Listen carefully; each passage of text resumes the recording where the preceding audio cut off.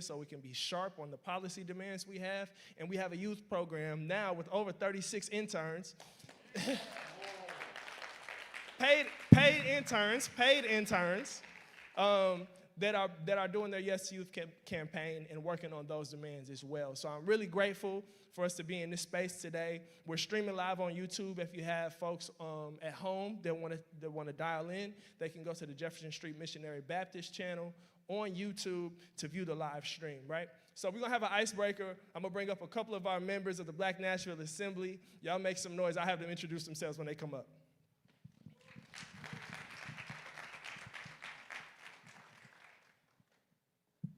What's going on, good people? How are y'all doing today? My name is Nick. I am a community organizer with the Southern Movement Committee. Hello, my name is Ebony. Happy Saturday. Happy Saturday, I'm Drea. And so what we want to do to break the ice a little bit today, real quick by a show of hands, who all is this like your first BNA event that you've been to, just by show of hands? Awesome. That's beautiful, beautiful, beautiful. Well, if you all look to either your left or your right, you may see at the end of each pew that there are some sticky notes, and there are various colors. You may see a blue one, you may see a yellow, you even might see a pink, right? Whatever row you're sitting on, the color of that sticky note, I want you to find someone in an alternate row with a different color, and I want you to go up to that person by your choice. You go up to that person, and I want you to introduce yourself, and I want you to tell them, what was the other question we had? So just tell them your name, your pronouns, where you're from, and then also a change that you want to see in your community. Obviously, not all of us are from Nashville, but we are experiencing some of the same things. So we want you to connect with each other so that you know you're not alone in this. We're together. So we're going to start a little timer. All right, I'm going to have everybody stand up to their feet really quick if you're able. All right. All right. And if you're not able, just stay, and you can wave your hand at somebody or flag them on down, and they'll come on over. And then I want you to find the color of your row, so you know your row, all right? And once you found that, you go find someone else on the alternate row. And I'm just to help you know, they're probably going to be across from you. But go ahead and find somebody to connect with. We'll give y'all about 4 to 5 minutes to connect. And you can find more than just one person to connect with. So let's connect, guys.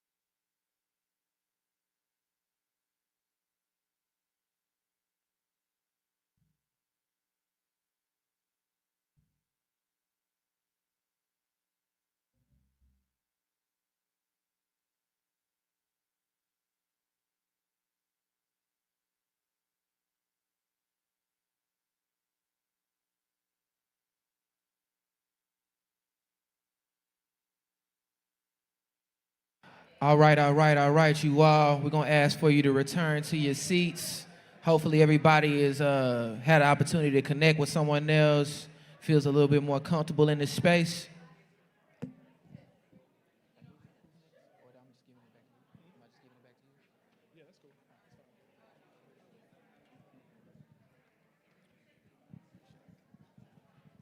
Y'all make some noise for our members for getting us meeting each other. And we do encourage everyone here to become a member. Membership is free. And if you become a member today, we got a free t-shirt for you as well. So before you leave, can we get some flight crew members to wave their hand in the air, turn around and look at all these beautiful members. They will be happy to guide you to sign up for membership. At this time, I want to ask our Youth Assembly member, Correll, to come to the stage. We're going to get ready to start our first panel. We have a great lineup of panelists for you all today. And we have some leadership from one of our very own SMC members. Y'all make some noise for Correll.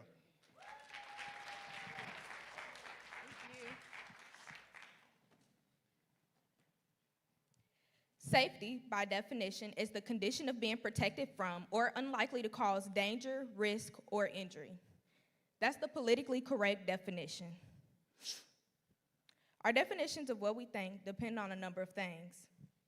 The youth of Nashville have and are working to change society's definition of this word in our particular place. This place being our schools. People in their teenage years are navigating not only life, but themselves too. So for a teen to spend hours upon hours in these schools, you would imagine them to be safe. Unfortunately, that idea is anything but true. Far beyond the epidemic of school shootings, teens must be extra cautious of what is said out of fear of being institutionalized, or constantly looking over their shoulder and hoping today is not the day a school resource officer sexually assaults and or harasses them. Consider yourself as a teen, sitting in your traditional whitewashed history class, and you're having a bad day. You just need a moment. That moment can turn into a suspension, expulsion, or an arrest. All of this can take place in the span of a day or even hours in our schools. These are a few of the many reasons why we no longer want SROs in our schools. We no longer want to be arrested, prosecuted, and or put into detention centers, as well as we want an environment that is actually relevant and geared towards us and our needs. With the unity power of the youth, we are collectively working to fight for any and all things we want to see changed. We choose to overlook our most powerful tool, but we will no longer take that for granted. Our voices are powerful, and we must use them to achieve the future that we want.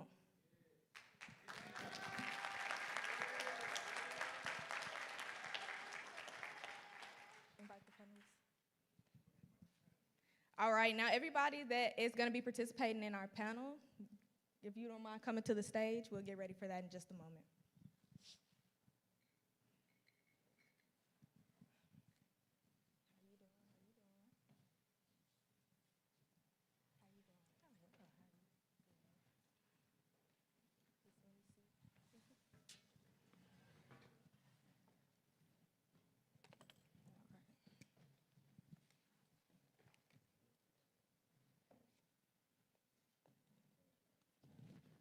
Everybody have a mic? Make sure your mic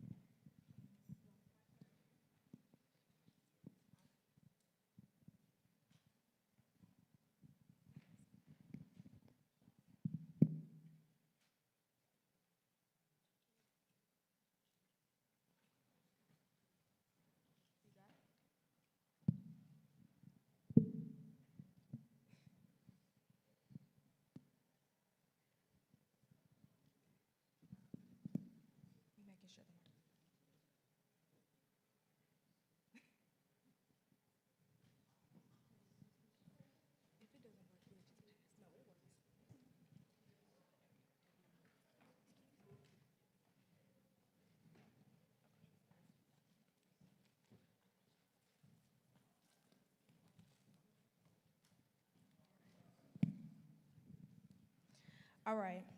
If you don't mind, please give your name and information about your work and speak to your analysis of the state of community safety and youth justice in Tennessee. Just try to keep it kind of quick, real short, maybe within 90 seconds.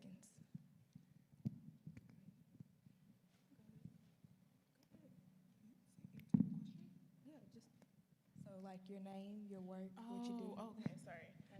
Hi, my name is Voki. I attend John Overton High School as a junior.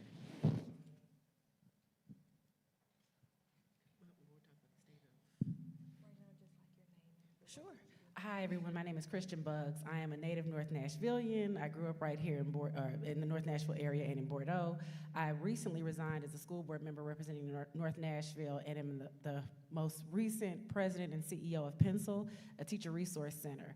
I also have a son who's been in MNPS in North Nashville for 3 years at Jones Elementary.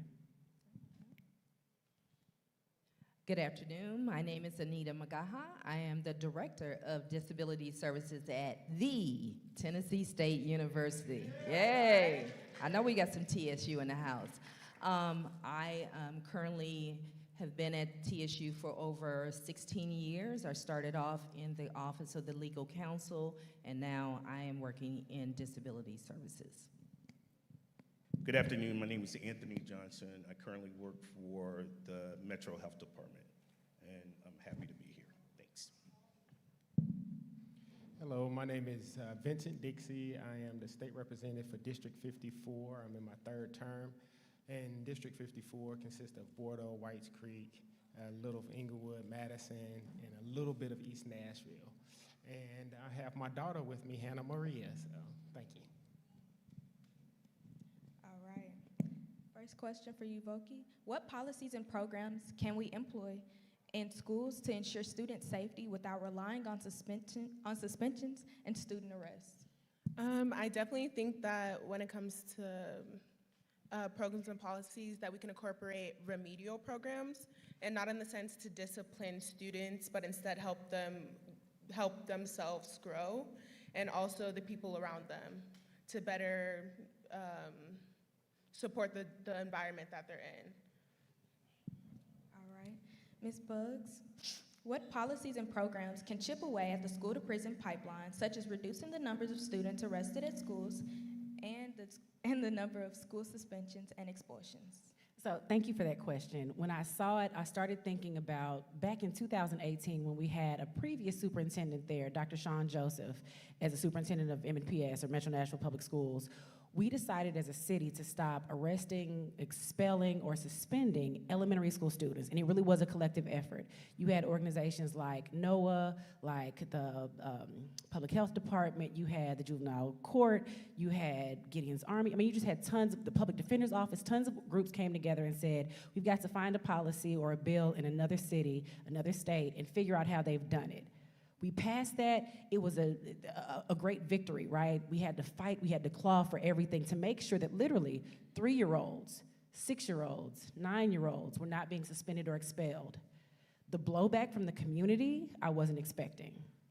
The number of parents and educators, and I was most dismayed by the number of educators and parents who were people of color, black people, black teachers, black parents, who were saying, well, if my child gets hit, the child that hit him should be suspended. If my child gets kicked, the child that kicked them should be expended or expelled. It was very frustrating, and what I realized is that it's not so much the policy, but the way that we support and implement the policy and the way that the policy is received by the community. So more than anything, I think we've got to, as a community, better educate ourselves, better watch what's happening at different levels of government to understand who is advocating for or against us. There's so much nuance in policy and bills that we don't get because we're often only watching for sound bites. The loudest person, the person that can go viral, the person that says the most is the thing that we watch. We're missing all the bills and policies and laws that slide in behind that. So I would say, more than anything else, policy is important.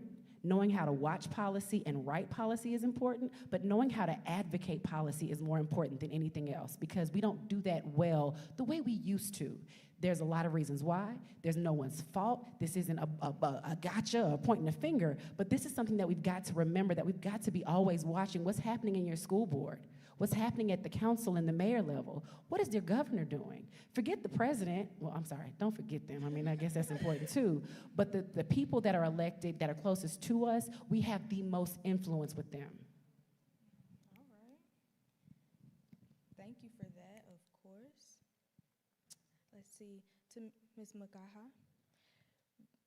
Let's see, will you explain the legal definition of a student with disability? I'm sorry. Will you explain the legal definition of a student with disabilities to get services? What are some legal rights students with disabilities have at the collegiate level?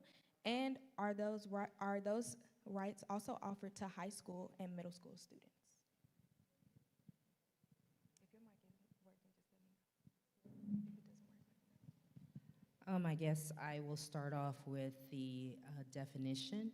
And so the law that we are governed by is the ADA Act of 1990 and 2008, and as well as the Section 504 of the Rehabilitation Act of 1973.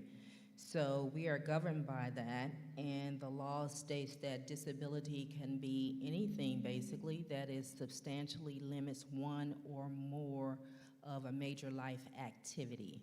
So if you have that, then you are considered disabled. In order to obtain an accommodation in high school, it's a little bit different than it is in college. In high school, the schools are responsible for identifying any individual that needs support, whether it is in terms of cognitive support. So if a school has a student with autism or a learning disability, they are responsible for ensuring that student get tested and also provide the appropriate accommodations.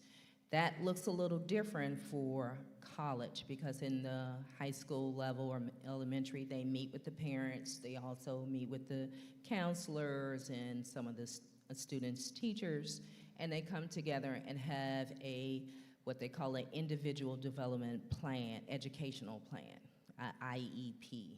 So that is how that is developed, and then they move forth with ensuring that that student has all of the resources that they need.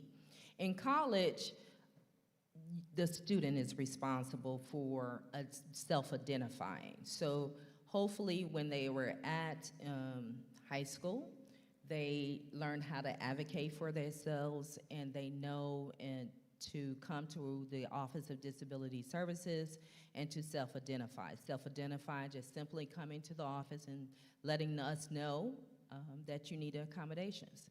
And then we take in your paperwork from high school. Some colleges will not accept IEP plans.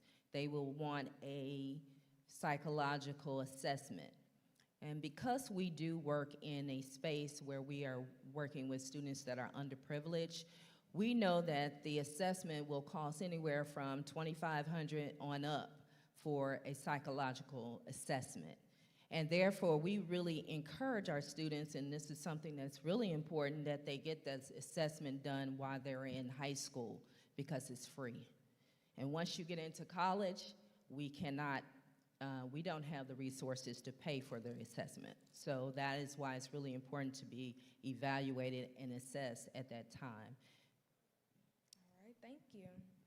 To Representative Vixen Dixie, will you speak about how we can get more legislation and programs passed that address the root cause of crime and foster safe communities through investments in public goods and education?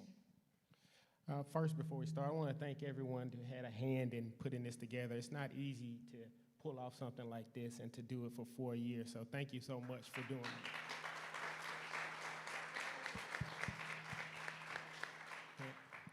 This is a product of what happened when we worked together. Now to your question, I don't know if y'all saw the press conference yesterday that Cameron Sexton had in Memphis about criminal justice reform and things of that nature. It was kind of upsetting because he's out promoting some language that no one has seen yet. And when we talk about criminal justice reform, or when I say criminal justice, I mean the entire system. It's not just bail reform, it's the entire system. So in order for us to really make a change, it starts with a conversation of what we have to see. Things like this, and how we talked about having an agenda when it comes out of this, and agendas become policy, and that's how we change things. I believe in prevention and intervention in order to get to the root cause. I just don't believe in locking people up and throwing away the key. We've been there before. It doesn't work. It just doesn't work. You know, putting truth in sentencing, and now they're doing this blended sentencing where they're trying to take sentence 16-year-olds as adults, and that's just not fair. It's just not fair, and it just doesn't work. I don't think anybody, when they're committing a crime, are they thinking, oh, well, am I going to do 10 years for this, or am I going to do 10 years at 30%? That doesn't even compute. So what we have to do is we kind of have to work with each other, and we have to learn how to govern each other too, but also on a policy level, we have to learn how to speak with our state representatives, our city council, and as Ms. Buggs was saying, the people who are closest to you are the ones that impact your life. Like your city council person, they literally impact your life as soon as you walk out your door. I mean, they're the sidewalks, your street, the street signs. Those are the people that you have to get to know. I can handle you on the policy side on the state and make different laws, but we have to get to know the people that are in your community who represent you. And it's also important to come down to the Capitol and advocate. We've heard the word advocate, I don't know how many times since we sent up there. You have to learn how to advocate for yourself. You come down there and you have to make meetings with people who don't look like you and don't agree with you. I'm an easy target. It's gonna be an easy meeting. But the hard meetings is to get someone, go talk to someone who doesn't look like you and may not see your point of view, and make them look you in the eye and tell you why they do the silliness and the vindictiveness stuff that they do. But it's up to you. That's why I was so happy to come here when Jamel called me, because one is to come here and see like everybody smiling, happy. The energy in here is just different. And I appreciate it, and because you're really the future. If we could get your demographic, the one that's 18 to 25 to vote, we can change any election in Tennessee. But you have to get involved. Thank you. All right, thank you.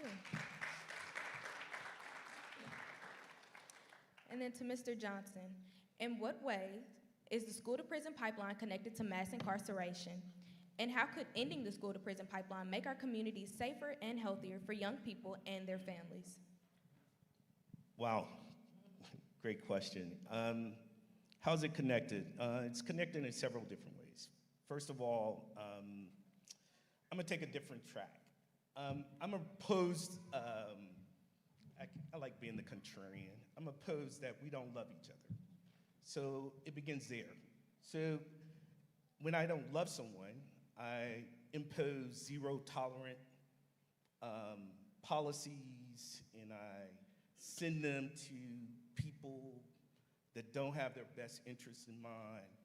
And those people end up being connected or attached to that pipe to prison very early in their education process.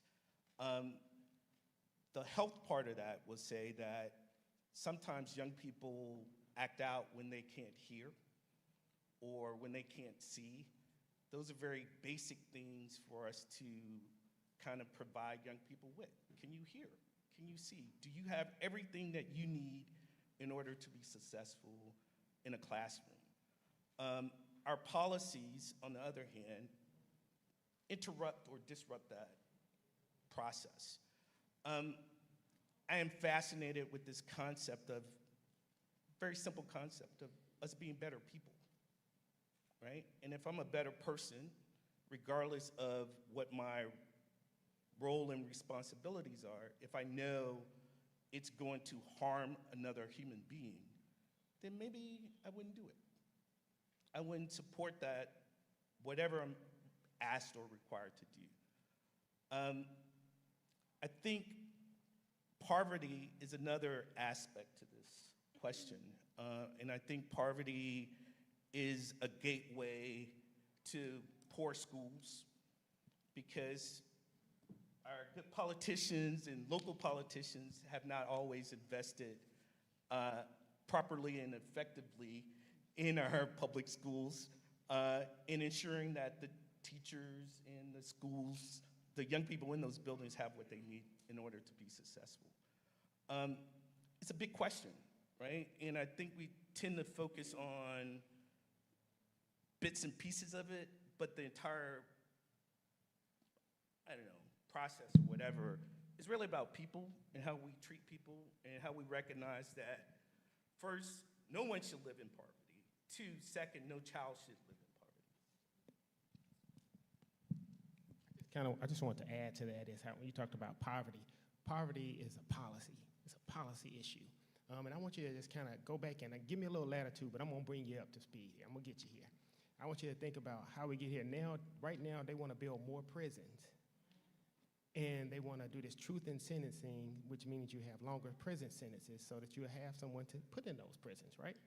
Now, let's go back to when I first got elected. The first thing they did was they passed this castle doctrine where you can carry your guns in your car, in your boats, and things. That was the first step. The second step was open carry. You don't have to have it. So now everybody has a gun. You can do whatever you want to. Then they start to criminalize you for having these guns and these crimes. And now they have prisons. This was something that was systematically done. It didn't just wake up and think about this stuff. It was done. And there's some policies that create, people say, oh, well, that doesn't impact me. I just showed you how it impacts you. And so we have to get involved. And if you don't get involved and you don't learn how to advocate and just start to educate, because like people say, oh, well, we just got to get people to go vote. It's not that easy. You know, first you got to register people to vote, but then you got to educate them. And then once you educate them, you got to do something to motivate them to want to vote, and then you got to just mobilize them. So it's very important when you say about the poverty is definitely a policy. We have too much in this country that we worry about right now. There's only 4 things that we should be worrying about. Making sure everyone has enough money to pay their bills, enough food on their table, a roof over their head, and if they get sick, go see a doctor. That's it. Then after you solve those, then we can argue about everything else. But until we solve those 4 things, that should be our focus. All right. Thank you for that. And then real quick, just a quick little spiel. Please share a call to action or steps community members can take to build safe communities with a thriving education system. Wherever you want to start at. One thing that I would like to talk to you about, a lot of you are probably familiar with the Attorney General. Now, if you notice, our Attorney General is always sticking his nose somewhere else. He's joining a letter or writing a letter with someone else. Now he's writing a letter with 10 other AGs about stopping basically the BlackRock, which is a female investment venture capitalist firm that invests in women. They're trying to sue and say that that's not right or whatever, it's not equitable, which is ridiculous. When you ask for a call to action, this was probably right up my thing. Next Wednesday, the Black Caucus is having technically a hearing with the AG on Wednesday, and it'll be at 4:30 at the Capitol. I would love to see as many of us as we can in there, because I'm telling you, when you show up and they see people that don't look like them, they see us, their tone changes and their story changes. And our goal is just to get them on record for saying some stuff, and then we can come back and hold it against them, and then we can use some policy against them.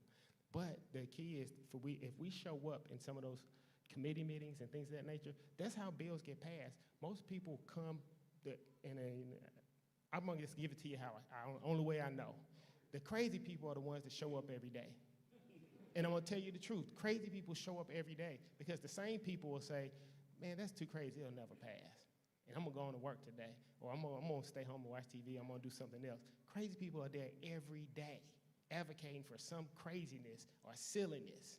And it passes because they're like, well, this is what the community wants. No, it's what like those 4 people want, but they're the loudest.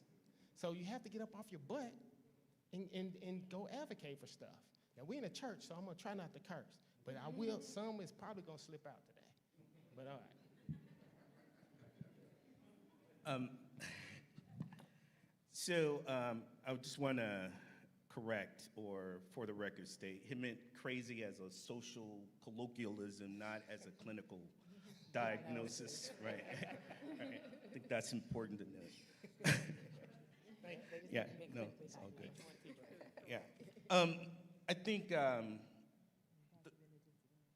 the serious call to action here is really about mental health issues. I fear every day that we have a suicide epidemic within our young people in our community. And again, people are not receiving the care, the time, attention, and care that they need. That's really the call to action. And when you really start talking about policies and things of that nature, we need more mental health professionals within our school system. And, you know, poverty kills. And I think when you're focused on poverty-related issues, you don't have time or make time to advocate for yourself or other people or see the bigger picture and things of that nature.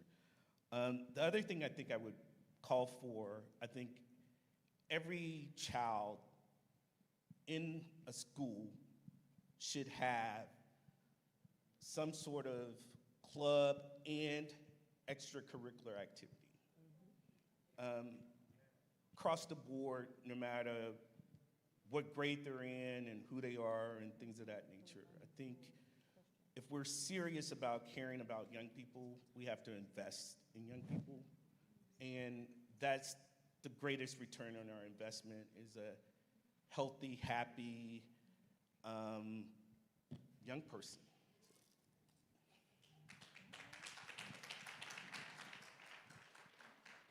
Sure, so I'll jump in. I love what our first two panelists mentioned, and I'll add, I've lived in Nashville, or in North Nashville, my entire life. I'm 38 years old. I was a teacher in Nashville. I went to schools in North Nashville. I've learned a lot being in this city, being in this part of the city. I also have a 5-year-old son who's in kindergarten at Jones Elementary. 80% of black boys in Nashville come into first grade a whole grade level behind. That doesn't mean that black boys and black men aren't brilliant. That doesn't mean that they don't have capacity to learn. It means that they're underinvested in at every stage of life. From the time they're in the womb with their black mothers, they are underinvested in. From the time they are born and they're sent to daycares, early learning centers, they're underinvested in if they're not sitting at home with someone's aunt, grandmother, sister, sibling. We aren't trying to do this. We are literally just trying to function. We can't think about thriving because we're so busy surviving, right? So I would first say that when I think about stalling or stopping the school to prison pipeline, I've got to think about how black lives don't matter to everyone and how the youngest of black lives don't matter even to black people. I know that's hard to hear, but it is a truth. My son goes to a predominantly black school in a gentrified neighborhood. The homes across the way from him are $700,000 schools, $700,000 homes. There's not a single PTO in North Nashville, not a single one. When you look at the Pearl-Cone cluster, better yet, if you look at the 50 top performing schools in Nashville, all of them have a PTO, and all of them have raised at least $35,000. They have figured out how to stop the school to prison pipeline in their communities, but black people, we don't. Because as soon as we get I'm gonna go ahead and trigger some of y'all. As soon as we get a couple pennies to rub together, we are fleeing our black schools. It's okay for us to live in the black neighborhood, maybe, for some of us. Some of us don't even wanna live next to each other. So we wanna scream that Black Lives Matter, but we don't wanna live next to black people. We wanna suggest that Black Lives Matter or that we should invest in black students, but we don't send our kids to our neighborhood schools. Cumberland is the school that I attended in elementary school. Think about how many people you know with money that live in the Cumberland neighborhood and they'll send their kids to Cumberland. Whites Creek was once the top performing school in Nashville, especially in black Nashville. Think about how many black people you know in North Nashville that sends their kids to Whites Creek. That's not speaking ill of black Nashville. That's not speaking ill of Whites Creek. It is suggesting that this is a bigger pandemic. We don't think about white supremacy and how we internalize it as ourselves, as black adults.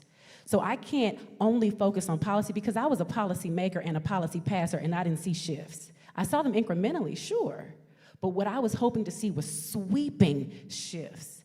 Better yet, let me back up. I'm gonna go ahead and trigger you again. We have a phenomenal superintendent in Dr. Adrian Battle right now. We had a phenomenal superintendent in Dr. Sean Joseph also. But his demise was he was trying to shift dollars to our poorest, blackest, most disenfranchised schools, and the community panicked.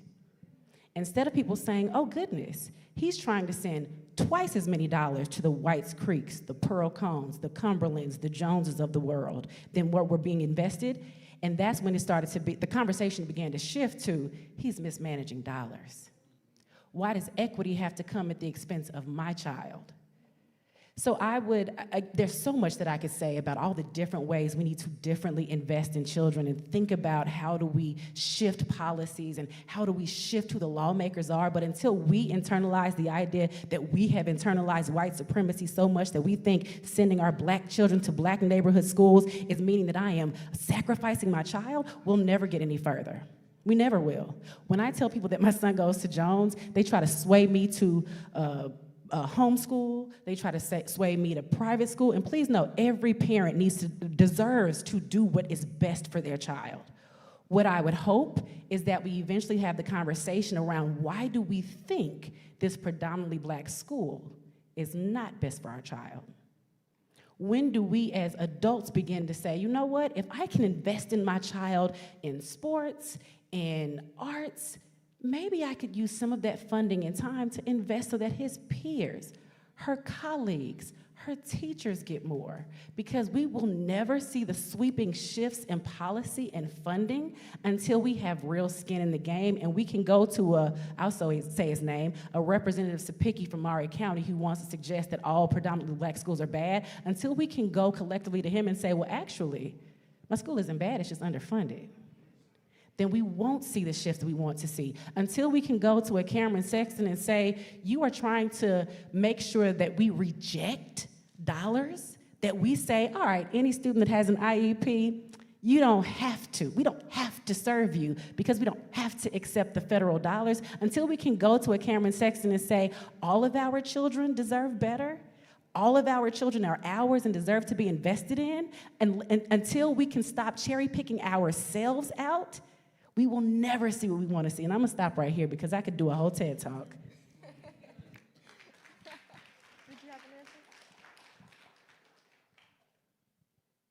Talk about the IEP. I definitely want to speak to that because when you think about some of the predominantly white institutions, they do not have to accept the IEP. And so that puts our students, our black and brown kids, at a disadvantage. They cannot get the assessment in order to receive the resources and the tools they need to be successful in that environment. So they know that. So then you go ahead and go to school, you go to that PWI, you don't have the resources that you need, you fail because you know you need time and a half on your exam to be successful, and they just let you go. So eventually you'll fail out and you'll go to a different school. So at Tennessee State University, we accept IEPs. We know that we're not gonna put you at a disadvantage. We know that that's a barrier to your success, and so we accept it. And we also wanna say that it's really important for students to know what they are diagnosed with, and how does that impact you in the academic setting. A lot of times we're not telling our children what's going on. They're taking control of the IEPs in some of the other schools, and they actually know their diagnosis, can articulate well what they need, and that's really important when you're talking about a call to action. I know you have to move on to another question, but we're gonna hijack it anyway. So I just wanted to go to reiterate on what Ms. Buggs was saying about prison and pipeline and about how policy, I just had to interject to keep having, let you know how policy truly impacts our lives. We care more about making our schools, they'll say they're under the guise of making them safe, but we're making our schools more like prisons. And we care about more of making our schools like prisons than we care about gun reform. I just want you to think about that. We're going to spend like $700 million on SROs, things of that nature that we don't want anyway, because SROs are trained police officers. They're not trained in child education. So we don't want to, it's becoming more of a prison. that's a policy. And then when you start, go ahead, I'm sorry. Let me interject. Is it a policy or is it people's behavior making choices? The policy is not, to organize or arrange schools specifically in the manner in which it is. It's people's interpretation of that. So that personal behavior and our lack of agency or creativity or decision-making or solutions, it's the behavior is what I'm specifically getting at. The laws are gonna be the laws. I mean, we talk about policy. Slavery is the longest policy of this country, and it was in effect for 400 and some years. So policies themselves are not going to solve or fully address the issues, but our individual behavior, how we view and understand what our role or what the specific challenge is calling us to do is what I'm saying. Yeah. And I just think that policy it creates a framework for other things to happen. And that's what we have to try to dismantle this system that wasn't made for us or for us to succeed in. And let's go back like we were talking about earlier. If you keep us in struggle mode, if you keep us hungry and you keep us just worried about just trying to get through the day, you're not worried about tomorrow. I'll worry about tomorrow. But until we get out of struggle mode, then you can kind of see the bigger picture, and then you can take time to advocate for yourself and your loved ones and your children. And I would be remiss if I didn't acknowledge this about when we talk about resourcing and funding, when we talk about how much it costs to have a prisoner in a prison, think about how much it costs to educate a child. So one of the predetermined questions was, what would it take to fully fund Metro Nashville Public Schools? So one thing that I didn't know even as a teacher and wouldn't have known as a parent unless I was on the school board is that we spend $14,000 per child in M&PS, $14,000, just keep that in mind. That constitutes a $1 billion budget once you calculate that across 81,000 students, right? Okay. Well, I don't know what $14,000 looks like. Do you? I don't know. I didn't. So I started looking at private schools. USN, I love USN, and Dr. Armani Reed, who's there, he's a great guy. He's the first person of color to lead that school, but he told me that they charge $38,000 per child. 38, okay?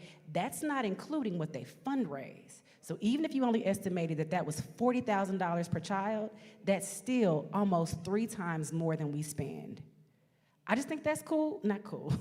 I think it's interesting to know, and it's a good advocacy place for us to start, because you can look at the budget all day and say, oh, those schools, they're mismanaging dollars. What dollars do we have to mismanage? We ain't gotten it. We have very little. All right, everybody, please give our panelists a big round of applause. Thank you all. I would just love to shout out that I do see a school board candidate in the room. She's also a teacher and counselor, Ms. LaTanya Winfrey, and her son, who she is actually advocating for because she has realized his cognitive needs. So appreciate you being here. Beautiful. We just have a few more minutes for this panel. We wanted to make sure we took questions. One, I want to shout out our youth students who hopefully gave us a call to action. Shout out to them, our youth assembly interns. Please give it up for them. They have been working with us for over a year to determine their policy priorities. And I just want to give it up for them for really doing the work of meeting with their peers, meeting with their classmates to really talk about what they want to see in schools and what safety is to them. So really redefining public safety. And I know we got a few, I want to wrap us up really quickly. And I want to highlight one question that we got during our registration. And one main question was, and y'all kind of spoke to it, and we'll actually speak to it in like 30 seconds or 60 seconds, but how can we begin to start to address the racial disparities that we see inside the school system? And I'm not just talking, and so we want to talk about racial disparities when we think about expulsion and young people who are suspended, but also educational disparities too, right? And then the other thing we want to name is that we know that so many of the young, a disproportionate amount of the young people who are suspended and expelled are also students with disabilities, right? And students, right, as we mentioned, who are in poverty or come from families that are cash poor. So if y'all could speak to that in 30 seconds, that would be really beautiful. I'll start. I think I got part of it. I preached a little bit there, didn't I? You want me to re-ask the No, question? no. Okay. I think we do an extremely poor job of talking about race. And it's not really about race. It's really about racial hierarchy. It's about when a black person and a white person walks into a room, what does the black person think of him or herself, and what does the white person think of him or herself? It's really racial hierarchy. It doesn't matter if someone's a racist, but it does matter. But more importantly, it matters what you do with your gifts and talents. And I think that's really the through line of my points here. Is we have more control over what we influence than we allow ourselves to believe. When I was my first year, when I was a freshman, and I had this bill, it was called the Grow Your Own Teacher Act. And what it would do is it would take teachers that are in the classroom or the aides and help them become full-time teachers and paras and things of that nature. And they could use some of their experience, because it's hard to say, all right, I'm gonna go student teach for a semester when you have life requirements and expectations. So when I ran the bill, it's like, oh no, it won't work, it's just too much, it's gonna cost too much, it's not gonna happen. So they killed my bill, and now the governor made it a policy, the Grow Your Own Teacher Act. They didn't even change the name, it's called the Grow Your Own Teacher Act. And they go all over the country, and it gets all kind of awards for that. The reason how I did that, because I went to Hunters Lane, which is probably the best school anyway, but I went to Whites Creek, which is a lot of the kids are in my district, and a lot of my friends went there growing up. And I saw a lot of my friends back there teaching in their same school, and that light came on with me. It's like it understands their cultural competency. So you have people in here that understand what they may be going through. They may know that Junior is having a bad day because his mom works 2 jobs and she was tired of hearing it. So they don't. The first reaction is not to send them to the office. It's maybe be to just call them to the side and just give them a few minutes, because they know that his kids, his family, his uncles, they were a little crazy in school, so he probably got a little touch of it too. So I'm gonna give him a little leeway. But it's the cultural competency that we have to get back in it to help with some of those disparities, and it comes with hiring. And I would say just be there, be in schools. Whether your child attends a school or not, whether you're even at childbearing age, just having adults in the school buildings, you'd be surprised at how that changes the culture. Good schools aren't made, I just gave you the statistics, good schools aren't made by children. They're made by the adults. So that's the parents and the educators. I have literally seen parents be able to organize and get a teacher fired because they were not living up to the high expectations that those parents had. Whether you agree with that or not, those schools tend to be the highest performing. We don't do that as a community the way we once did. So I would say just be there, whether it's volunteering your time, your talent, or your treasure. I will say I'm currently the president and CEO of Pencil. Pencil stands for Public Education Needs Community Investment and Leadership. We would love to have you invest in MNPS schools by walking alongside us. We're not asking you to give us your last dime. We're just asking you to give us a bit of time so you can mentor students. We're asking you to be there so that you can see children are not swinging from the rafters in our school buildings. They could use more help and more support, but they just need love. They need to be humanized. And again, I could talk forever about this, so I'm gonna shut up. Agree, Ms. Buggs. I do agree with everyone here, and that the resources are needed. And also, I think that in the way in which we teach instruction, just lecturing, we need to move towards, some schools are doing this well and some are not, is universal design and learning. Utilizing multiple means of engagement. How do you engage with your student in school? Multiple means of expression and action. How do they express what they have learned? Multiple means of representation. How do you represent the information to them? You can do it in multiple ways. So utilizing all of those things, I think, is important when we're talking about instruction, and also ensuring that our students have the resources that they need. We teach to the whole person, holistically. Like he was saying, if the child is hungry, if the child has some mental illness situation, some kind of cognitive situation going on, we need to deal with all of that so that they can be successful in the academic setting. Thank you. All right. We just want to say thank you again to all our panelists. You all can return to your seats. All right, and don't forget, Wednesday in the Cordell Hall building, 4:30. If you can come, be there. At Cordell Hall, 4:30, it's a meeting with the AG. Thank you. Thank you so much. Please give it up again for our panelists. And I want to name, folks had really great questions. I'm sorry we couldn't get to all of them, but I do want to acknowledge, how beautiful this panel was and how organic it felt like to be in that conversation. And that, while there are questions we couldn't get to, I want to let folks know, and y'all may be the first to know, but we'll have a People Moving Assembly on February 24th that folks are invited to, where we'll dig into some of these questions around, reparations, around what we can do to, do as Mrs. Buck's name, really support our schools and be inside of our schools. So, come to our People Moving Assembly on February 24th so we can begin to ask those questions together, both with our panelists, but also these are questions that we can collectively answer, because we believe that our people also, have the expertise and understand what we need to make our communities thrive. And I'll invite my friend Mike back up to bring on our next act. So, we always bring the arts if you've been to any Southern Movement Committee or Black Nashville Assembly event.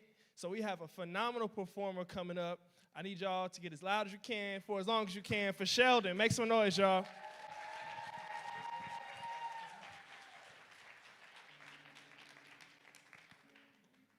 Testing, testing. How's everybody doing? What's going on, Black Assembly? Okay, my name is Sheldon. I'm gonna make it real informal today. If y'all can give it up for my best friend over here, my name is Tyna. Say hey, Tyna. Yeah, we're just gonna do a couple things. I'm gonna get out you guys' way. It's an honor to be here today, and we're gonna keep it going. Here we go.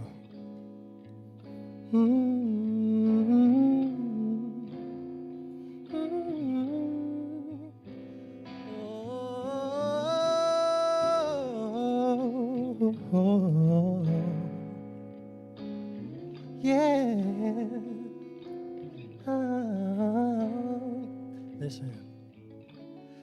And I hope that you're the one. If not, then you are the prototype. And we'll tiptoe to the sun and do things I know you like. I think I'm in love again.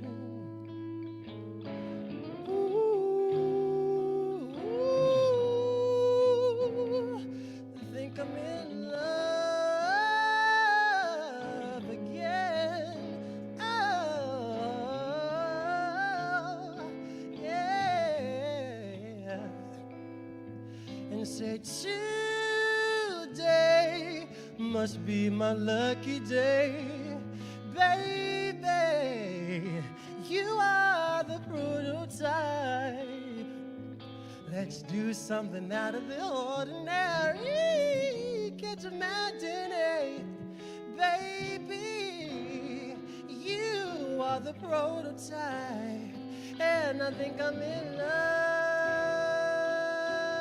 again. And say, ooh, ooh, I think I'm in love.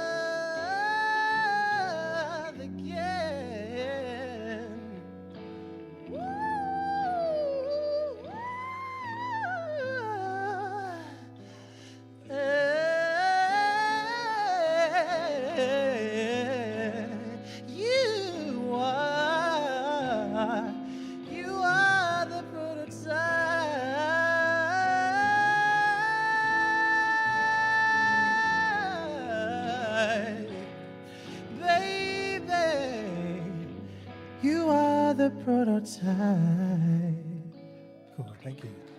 All right, I got one more for y'all. I'm gonna get out you guys' way. It's a pretty easy song, so if you guys know it, you can help me sing along. All right. Yeah. Da da da da da da da. Yeah. Da da da da da da. Yeah. Oh yeah. Hey, I know your eyes in the morning sun, and I feel you touch me in the pouring rain.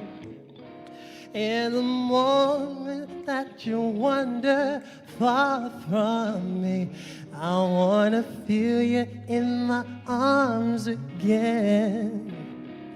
And you've come to me on a summer breeze. Keep me warm in your love, then you softly leave.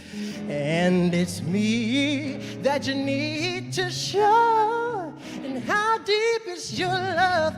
Is your love? How deep is your love? And I really need to learn. And 'cause we're living in a world of fools, breaking us down, and they all should let us be. We belong to you and me. I believe in you, and you know the door to my very soul. You're the light in my deepest, darkest hour. Yes, you are. You're my savior. We're not far, and you may not think that I care for you, but when you know deep down inside, I really do. Oh, and it's me that you need to show. How deep is your love? Is your love? How deep is your love? And I really need to learn. 'Cause we're living in a world of fools, breaking us down, and they all should let us be. Yeah, we belong to you. And how deep is your love? How deep is your love? And I really need to learn. 'Cause we're living in a world of fools, breaking us down, and they all should let us be. We belong to you.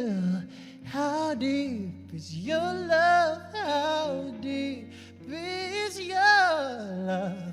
I really need to learn, 'cause we're living in a world of fools, breaking us down, and they all should let us be.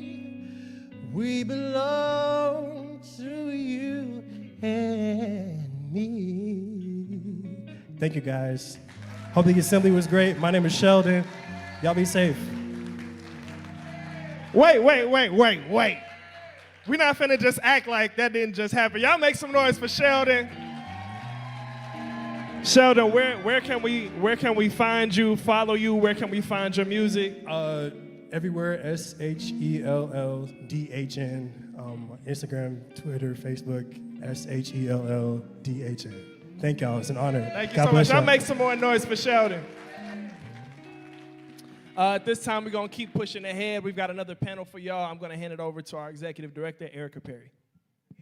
Dope. How many people feel a little bit more in love now? Do you love black people? Right? You feel more like you're committed to really showing what that love looks like? Yes. Again, thank you so much for Sheldon, for really reminding us what it looks like to invite arts and culture into our work. Really quickly, though, as I'm inviting our panelists for our next panel up, please come. I want to just shout out to the folks who are elected officials in the room. I heard we had some elected officials in the room. If you could just stand up for us. Yes, thank you so much. Thank you so much. And I want to invite the folks who are running for office to stand up too, please. Oh, yeah, y'all showed up today. Shout out to y'all. Yes, beautiful. Thank you so much for being with us. Please, I invite you to talk to them as we have a moment to really interact. But I invite our friend Trey, who's going to welcome our next panel. Good afternoon, everybody. In this next panel, we're going to be discussing the state of community building with a focus on Black businesses and public dollars. We want to talk about the needs of our communities and the deficits that exist. We want to be clear in knowing what is happening now, how those things are impacting the lives of working class Black Tennesseans, and the mechanisms to implement changes that invest in public goods while divesting from harm. As an organization, one of the mechanisms of change that we champion is a people's budget, a budget formed through a participatory democratic process where the people that make up this community set the priorities and resources are allocated accordingly. And through our many discussions with over 10,000 Tennesseans, we know that what community members say they need and care about and what our elected officials implement are often contradictory.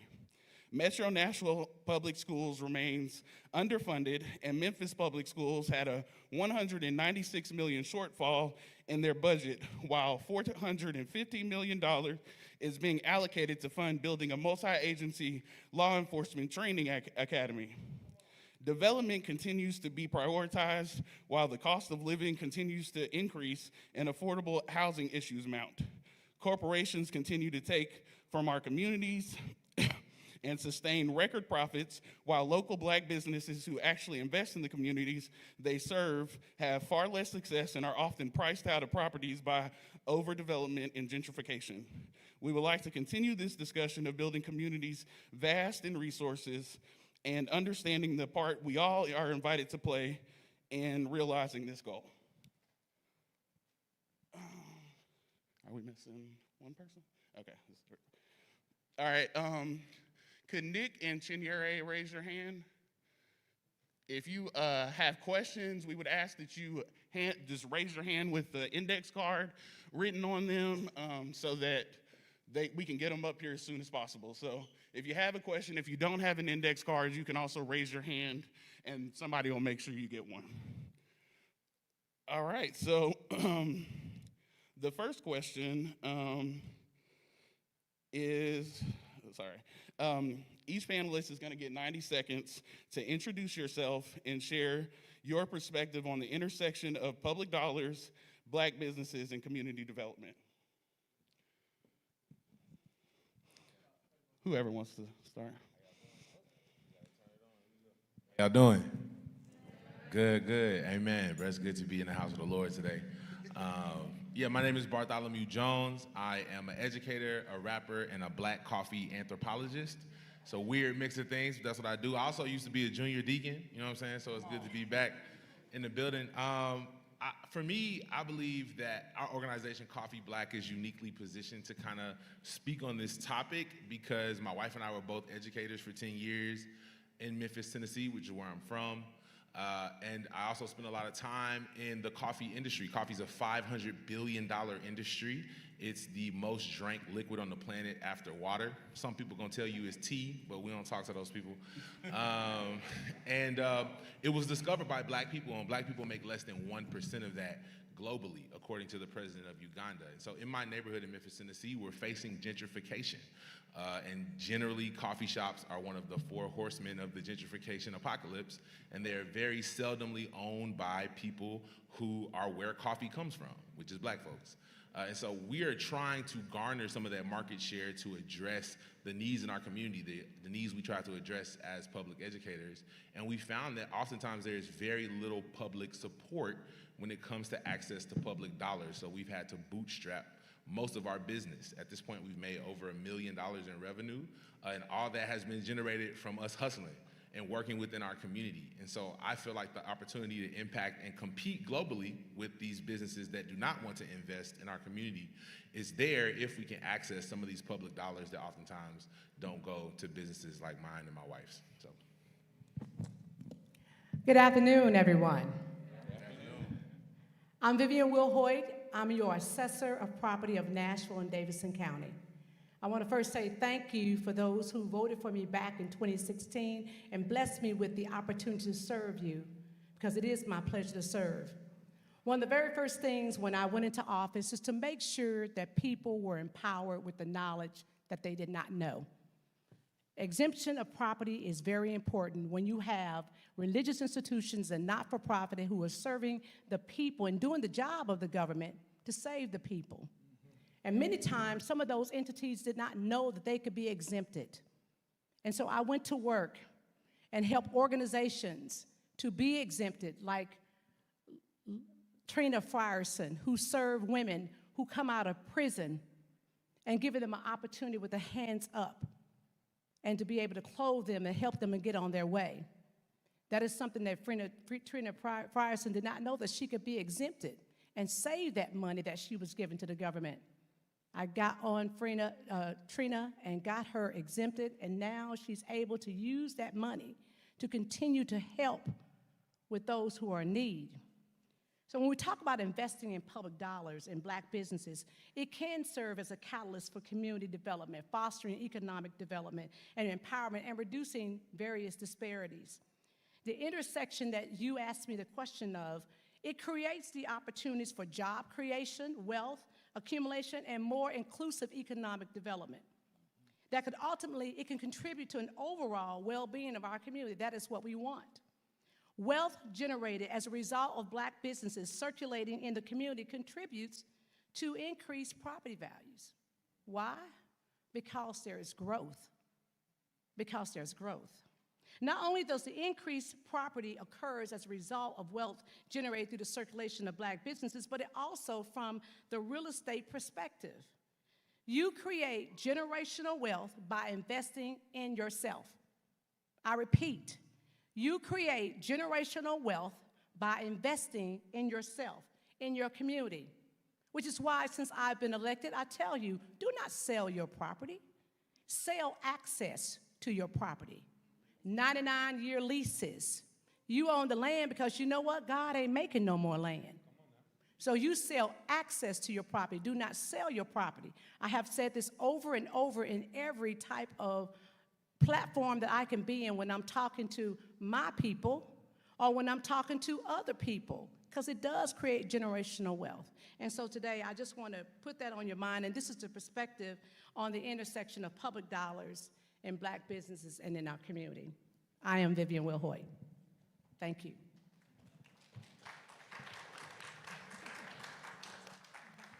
Hi, everybody. My name is Jamel Campbell-Gooch. I'm the organizing director at the Southern Movement Committee. And every year, we do our People's Budget campaign where we go into the community and talk to people about what's happening with their tax dollars and what's happening with our public dollars. Just to give you a couple of facts, last year, our local budget grew by 35%. It eclipsed $3 billion for the first time, and the downtown area, through largely what we see all the time, people visiting our city, made over $9 billion. There was so much money that the year before last, we had a $64 million surplus.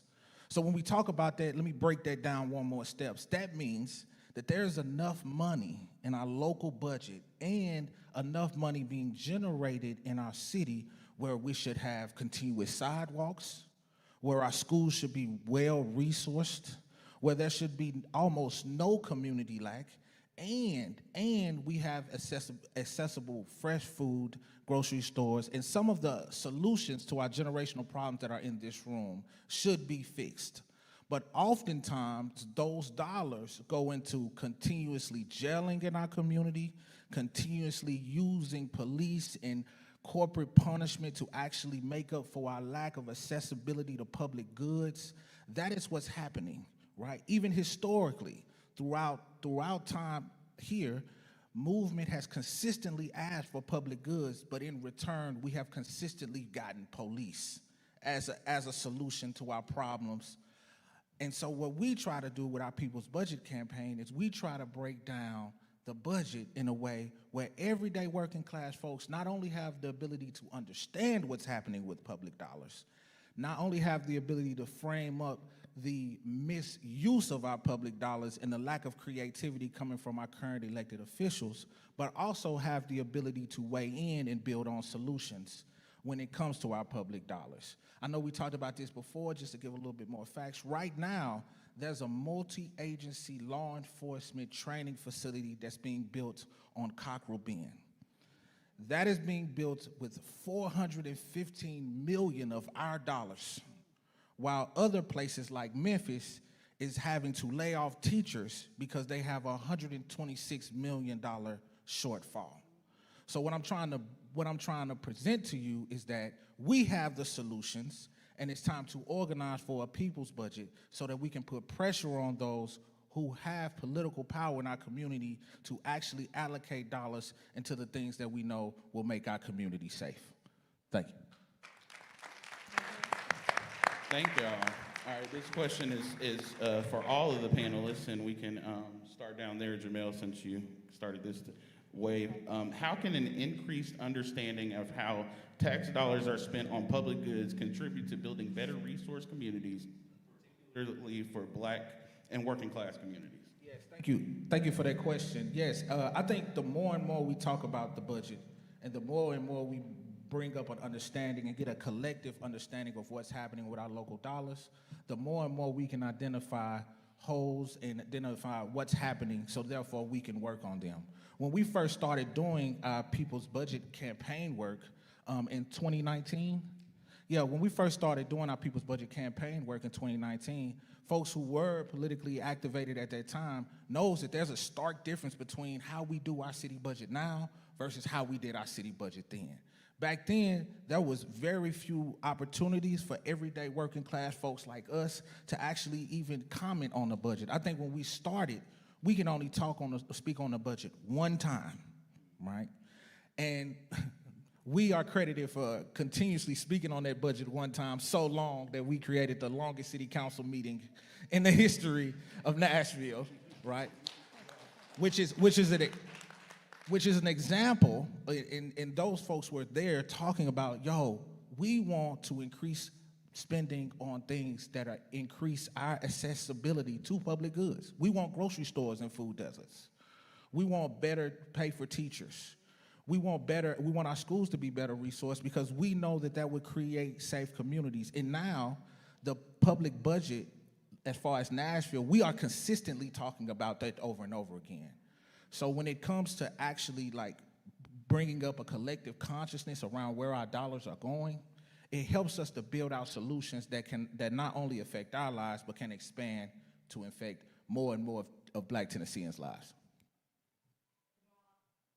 I love hearing that because when I served on the Metro Council for 2 terms, having your voice means that, of course, you have input in the process. And I'm very glad to know that the Metro Council has now, because of you and others, they have the input of public hearing all the time. And that's good because the people want to be heard, not always on the first of Tuesday and the third Tuesday, but they want to be heard every Tuesday. Monday, Wednesday, Friday, and I've already said Tuesday, and of course on Saturday and Sunday. But the question is about how the increase and understanding of how tax dollars are spent on public goods contribute to building better resource communities. Education is important. You have to know how the game is played before you can play the game. The only people that changes in the game is the people. The only thing that changes in the game is the people. So once you get involved, just like Jamal just mentioned, and understand how the game is played, you work within the rules. Sometimes you may disrupt the rules, but you got to go to the people who are going to make the change. So I'm of the belief in order to make a better resource community is that we have to educate ourselves about the process. I have to be honest with you. There's not a day I don't pass where somebody does not understand what is it that the assessor or property do. What is our responsibility? And to know that the assessor of property provides you with the value of more than 274,000 parcels in this city, residential, commercial, and also just leaving an event to educate my brothers and sisters about the fact that if you have a business, you pay a share of that on your personalty as far as taxes. Now, it doesn't mean you're going to be paying a whole lot, but the whole point of the matter, know the process. Because when you don't pay it, then you, of course, the process will give you a consequence. So in order for us to increase this type of resource, better community, we educate ourselves. Then we move, then we march, then we move, then we re-educate ourselves. And then whomever's in control of the process, if there's something that has to be done, because I don't, in my staff, I don't go for somebody to tell me that's the way we've always done it. Because you know what they say about insanity, you get the very same thing. So we've changed a lot of things in the Office of the Assessment of Property, and one of the primary things that we do is to educate you about the process so that you can be empowered to take advantage of the benefits of what we offer in the office. So my answer to that is to educate yourself on the process, then you move and mobilize. Thank you. I want to speak from the perspective of a business owner, a new business owner. Prior to this, I was just doing music and teaching and nerding out on coffee. So I didn't come from a background of going to school for business, but I got put in the real life, hard knock school of business by starting one. And what I will say, an understanding of tax dollars and how they're spent, what that's done for me is that it gave me access to where the opportunity is going to be. And when we think about, and when I say we, I mean descendants of African people, when we think about our communities, we often don't see them as places where money is going to be. We see them as places where money has already left. Amen. And so because of that, when you think about starting a business, you're looking to where you already see signs of wealth, right? I'm thinking about starting a business downtown. I'm thinking about starting a business in what we call in Memphis Midtown, which is like where all the hipsters is at. You feel me? Or maybe I'm thinking about going to the suburbs to start a business. But when you're curious, everybody say curious. When you're curious, it causes you to be able to understand things on a deeper level, to see things that have not happened yet. And that's important when you're doing this kind of work because money is tricky. It's like water, right? It's always moving, at least in a river anyway. If it's stagnant, it's dead. Don't drink that. But the interesting thing about what we were able to discover by being curious is that we found out that the neighborhood where my childhood church was moving to was where the city was going to put $7 million in 7 years. Right? Now, had I just followed my church and not asked any questions before I went there, I wouldn't have known that information. And then when it was time for me to start my business, I probably would have went downtown. I probably would have went to the suburbs. But when I looked at the neighborhood we were in, I'm like, oh, they putting $7 million here. Who is going to benefit from that? Now, if I was foolish, I probably would have said, oh, let's stop the investment. But I studied sociology in college, and the interesting thing about gentrification is that it's actually a neutral term. We think about gentrification as something bad. What's bad is the displacement that happens because of gentrification. But gentrification just means the reintroduction of the gentry, and gentry is an old English term for a higher class. So you can't stop a river from moving, right? But you can benefit from its current. So if I know that they're putting $7 million in my neighborhood, now the question is, who's going to benefit from the introduction of that $7 million, right? Same way when I look at a thing that I love like coffee and I see it's $500 billion a year, the question is, who's going to benefit? If we look at who is currently benefiting from this introduction of the money of where the river is going, it's not us. Even though oftentimes we are the people who made these things valuable. We are the people who made these places worthy of investment. We added the sauce. We added the seasoning. We made it interesting to be in this neighborhood. So for me, the thing that understanding gave me, it gave me curiosity enough to see, well, what could happen if we start the coffee shop before the money comes? What could happen if we hire my students I taught, who I used to have to beg and plead with not to go sell certain products that were imported in this country. Come on. Instead of me begging and pleading and saying, don't do it because it's right, I can say, let me give you a job. Come on. Yeah. Don't sell that, sell this, right? Instead of starting a coffee shop that was going to tell my neighbor, you got to pay $7 for this cup of coffee, I can say, okay, you come in, the first sip is free. Some of my neighbors are still on their first sip. It's really their 23rd sip. But then I could go to my community and say, okay, well, who wants to sign up for a coffee subscription, right? Nationally, internationally. And if I can just say, we just got nominated for most notable roaster of the year. Come on. We're one of only 2 American companies that were nominated this year, and we're the first company ever nominated from the state of Tennessee. So what does that do? enough people online see me being curious about my own community, they sign up for an online coffee subscription. So if you need coffee, I got you, let me know. They sign up for a subscription, which allows me to pay for my neighbor's cup. So, oh yeah, we got something right there in the back. Holler at my twin with no dreads, he got you. But it gives me an opportunity then to say, well, if we're gonna leverage the money that's already moving, that's gonna give a little space, a little momentum for my neighbor to get what he needs for free, right? For me to be generous, right? Because we're leveraging our influence globally and internationally, and we're being curious about the ways things can be, not necessarily just being upset about the way they already are.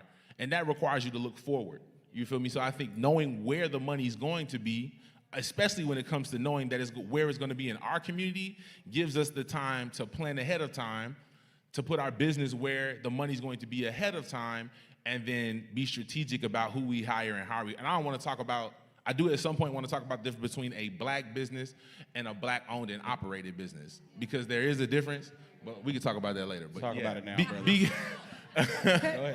If I could, in reference to what my brother just stated, you know, when he's speaking of knowing about where things are going to go, how many of you remember? Because I was on the Metro Council. Remember this book called The Plan of Nashville? Mm-hmm. You remember that? No, but there's something in Memphis called the Green Print. The Green Print. Yep. And it's a 25-year gentrification plan. So the Plan of Nashville, it had it all in there.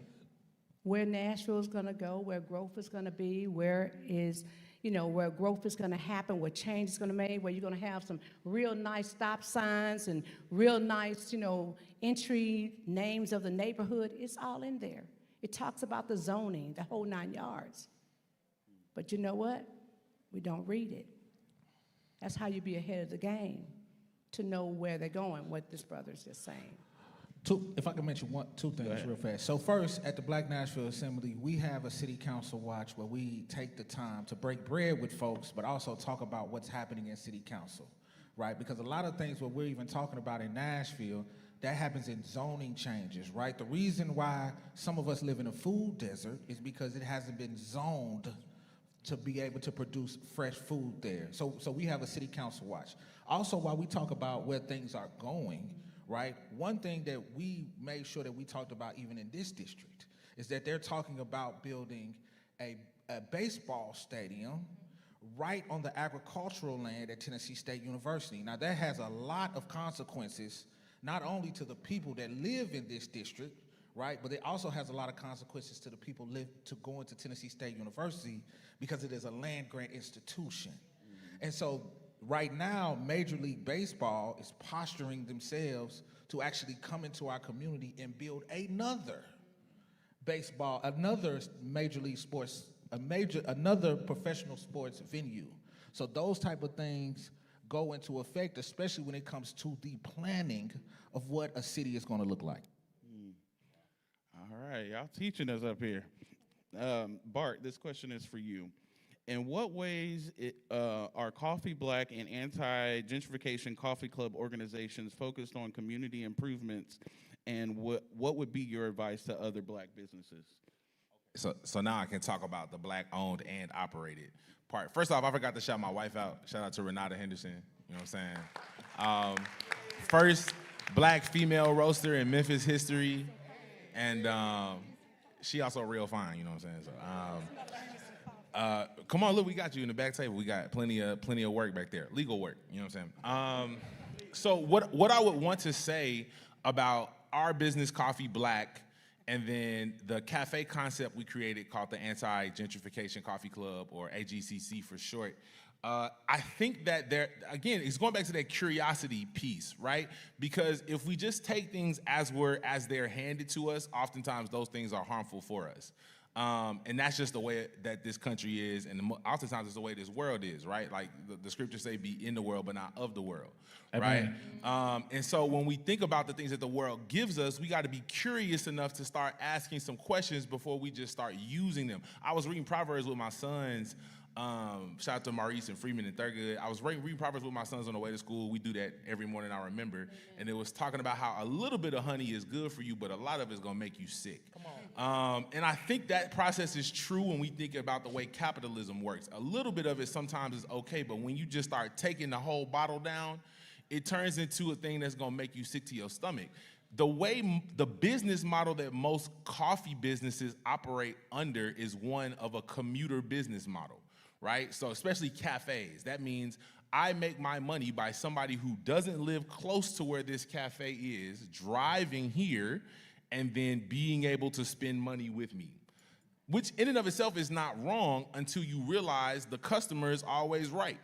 And if the customer don't like the fact that my neighbor, let's say Mr. Johnson, been out, at the store all night, and he walking down the street stumbling, and he about to come in here and get some coffee, and we gonna laugh, but they're uncomfortable with this inebriated man in the building, and I gotta pay my bills based off of their comfort, then I find myself at a crossroads where I can't love my neighbor like I wanna love myself.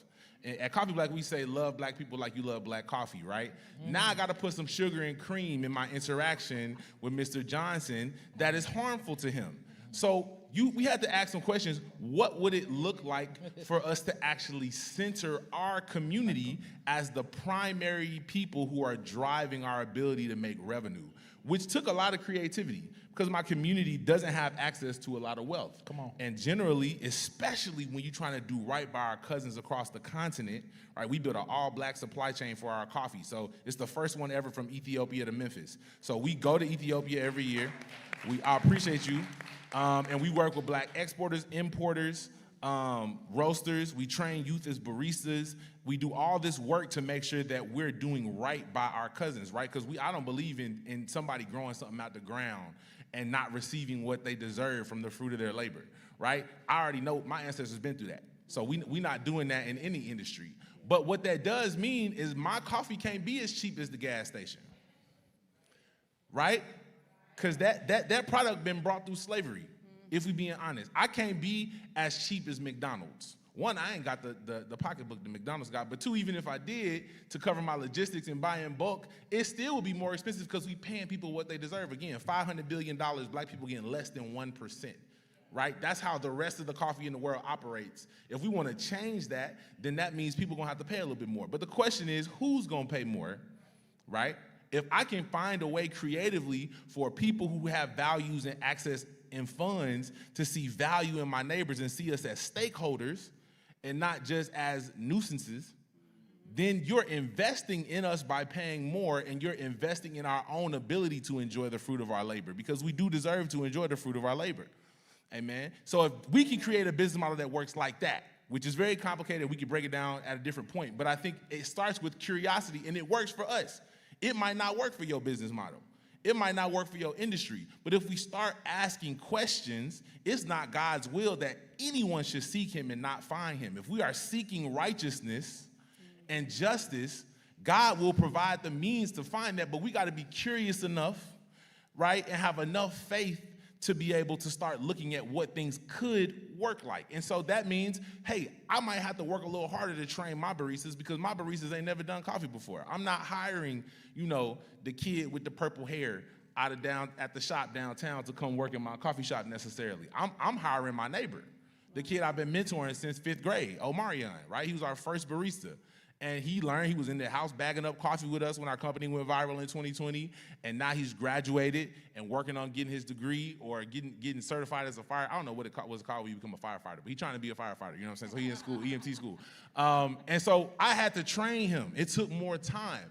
But then if I'm taking more time with him, that gives me more content, because now I can record that. Now that gives me opportunities to be creative. We can create merchandise with the phrases and the words that we share with each other to teach each other. We can take what I taught him and turn it into a virtual curriculum and then license that curriculum to other people who don't know and want. So all these things start happening when we take the time to be curious, right? And there are things, there's a lot of money and food left on the table, right? There's a lot of fabric on the cutting floor because we're just taking the models that our masters have given us.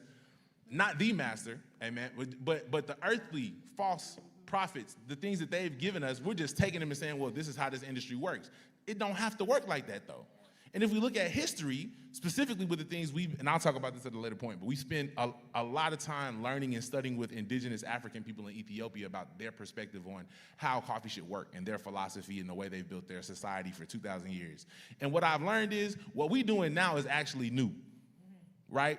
This extractive, harmful, individualistic, hyper-individualistic way that we approach my industry and so many other industries, this is new. This is not what Moses and them was doing. This is not what Abraham and them was doing, right? This is not what Ananias and Sapphira even was doing. This is something that is a new creation, and it's not necessarily good for us. And if we're curious enough, not just about our communities, but about our histories, the histories that God gave us, then we find that there are business practices and philosophies attached to those that actually can be extremely profitable in the industry as it is today. Thank you, brother. Real quick, just want to remind folks that if you have questions, please raise those so that we can get those in time to possibly answer some of those. So please raise your hand, raise your card. If you have questions, if you need a card, raise your hand and someone will get one to you. This next question is for you, Ms. Vivian. How can the assessment and valuation of properties be leveraged as a tool for promoting equitable development and ensuring that communities, especially those predominantly Black and working class, receive fair and just allocation of resources? So that was a two-part question as I thought about it when I received this. First, the assessment and valuation of property can be leveraged as a tool for promoting equitable development. First, you want to give, I think, to promote equitable development, you should give property owners who are investing in your community, give them incentivization in reference to incentivize property owners, let's put it that way. If they're doing things in your community and promoting and investing in your community, we should incentivize them, not penalize them. You know, if you improve your property, of course, as the assessor of property, we have to come out there and see how you've improved the property. Your property is now more valuable.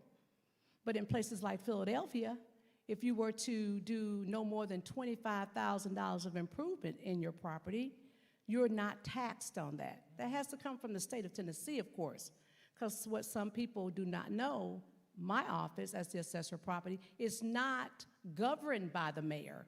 It's not governed by the Metro Council. It's governed by the state of Tennessee and state laws, the Tennessee General Assembly. We just can't willy-nilly just throw a value out there without being a basis of the being a basis of the sales approach, the cost approach, or the income approach. It follows a process. So we just can't do what we want to do. We have to follow the process. But in that process, of course, there are ways that the assessment can help to be able to bring about a leveraging in the community. Another way to bring about a leveraging in the community, as I stated earlier, God ain't making no more land. So you can put together and do things like a land trust. That land trust is something that's creative where people come together, that you have the building on the land, but you all have the building, but everyone that is on that property owns the land together. That means you have it together in a group going forward, where you can do things like investments, where you can do things such as home ownership, or being a rentalship for that matter. One of them that has come to our attention is called the Limited Equity Co-op. Our office has just been introduced to this. It's a novice idea. Not many of them are in Tennessee, about 3, but I wanted to say the definition so that I don't mess it up. A limited equity cooperative is a home ownership model in which residents purchase a share in the development. You purchase a share in the development. That's the building, okay? You purchase a share in the development rather than an individual unit, and commit to resell your share at a price determined by a formula. That way, you don't have to worry about John next door who sold his property for $400,000, and we're having to use the sales approach in order to arrive at the value of your property. So you have an agreement on the front end to sell that property at an affordable price later on. That's how you leverage your assessment. That's how you leverage that assessment that can come down your way and be able to benefit in your community. Another part of this question, it also states as a tool for promoting equitable development. We just talked about that. And as a tool to ensure that communities, especially our community, Black community, receive a fair and just allocation of resources. To receive a fair and just allocation of resources, Jamal and my brother right here just talked about it. You got to speak up, you got to speak out, and you got to be involved. They said if you're not at the table, then you may be on the menu. Well, you don't want to be on the menu. Be at the table, be involved. Know what is the plan of Nashville. Know the process before you critique the process, because then you'll learn something from it. So I want to say, in using assessment and evaluation of properties as a leverage to ensure that the Black communities receive fair and just allocation of resources, one thing in our office, that every office of an assessor property, you have to remove racial biases. So as the assessor, when you're talking about the assessment, sometimes when you have a fee appraiser who's coming out there to value your property, they don't want to value you at the value that you are. They want to undervalue you. When in fact, your property is worth $400,000. It is worth $500,000. There was a story on the news that talked about how a fee appraiser, which is not what we are, fee appraiser and mass appraiser are two different things, but we do the same job, valuing real property, valuing personality. But this fee appraiser went out to this home of a person who was African American. They wanted to sell their home. The fee appraiser was white. The homeowner was Black. When the fee appraiser finished the valuation, their value was much less than their neighbors. Predominantly their neighbors were white. They began to be concerned, like, how is this possible? Our house is 3,000 square feet. It's brick. It's got, it's got two garages. It's got a fireplace. I have all the amenities. And how in the world is my property worth less than my neighbors? So they decided to do something, and that was remove all of the items in their home to make sure that no one knew what color that they are. And they invited another fee appraiser to come out to do a valuation. Fee appraisers make about $700 for a residence. I used to do it. It was $500 a resident one time. But $700 a residence. So they had the gentleman come out, and guess how much their home was valued? You can guess, can't you? It was right in the range, because in valuation, it's a range. You can have a pinpoint of a value, but you can also be within the range. It was right within the range of the other homes in the neighborhood. So in that sense, you leverage the assessment of your property to ensure that you're getting a fair value. You do something about it.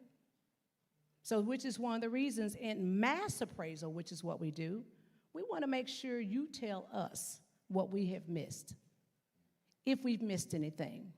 Mass appraisal is to take 274,000 parcels and give them the value of the property.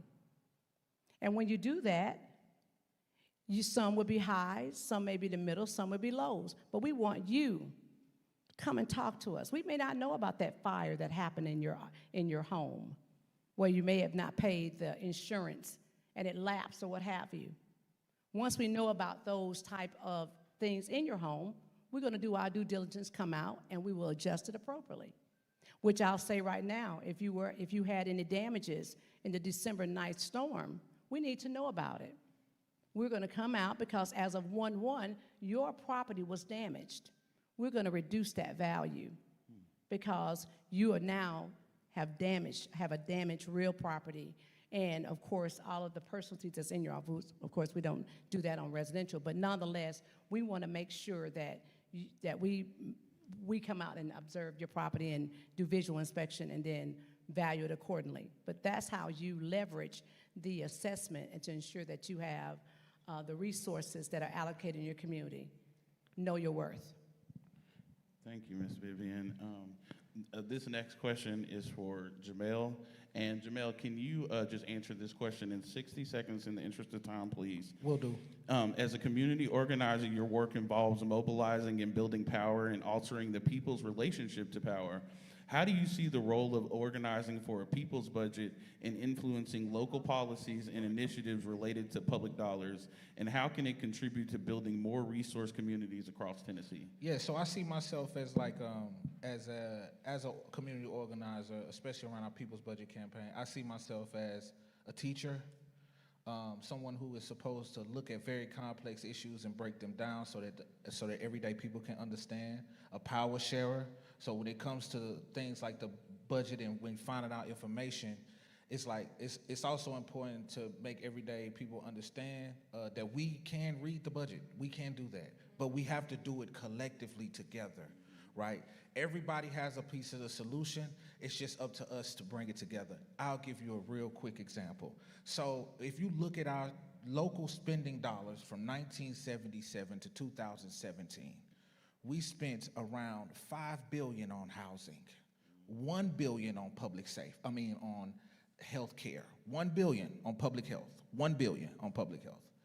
But we spent over $9 billion on policing and jailing in black communities. So when you really zoom out to local dollars, you see this why we have a housing issue in Nashville, why our communities are not healthy and have low investment in public health, okay? The second one, and if I could bring it to now with an example, right now for the past year and a half, we've been really struggling with city council on the expansion of surveillance. People know about the license plate reader thing that happened last year where city council had over 8 bills trying to put license plate readers in what they call highly populated areas, which translate to black and brown communities.